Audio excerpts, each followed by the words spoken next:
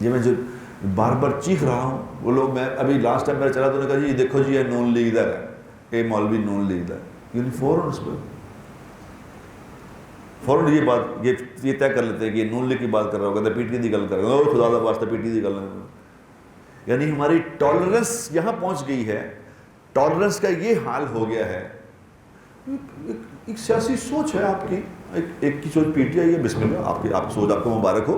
ایک کی نون لیگ، آپ کو مبارک ہو، آپ اس کو ووٹ دے دیں. اس کو لڑائی کس بات کی ہے؟ آپس میں لڑنے کی کیا بات ہے؟ لیکن کیا لڑ رہے ہیں؟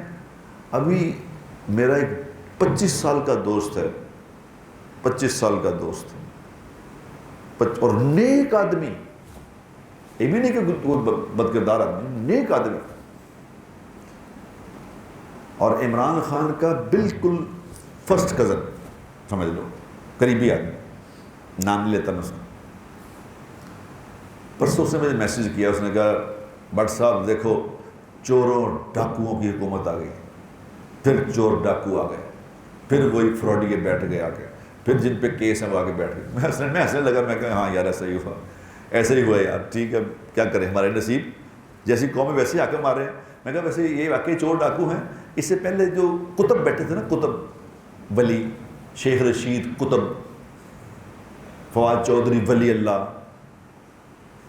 وہ کیا نام ہے مشتاق کیا گل، شہباز گل، میں کہا اتنا بڑا ولی آدمی، اتنا شاہ محمود قریشی جو عورتوں کے بال کاٹتا، کتنا بڑا ولی ہے وہ، اتنے بڑی ولی چلے گئے تو اب بدماش آ گئے. میں ہنسنے لگا، میں کہ بدماش آ گئے ہیں، رانا ثناءاللہ جیسے گنڈے آ گئے، ایسے ولی چلے گئے.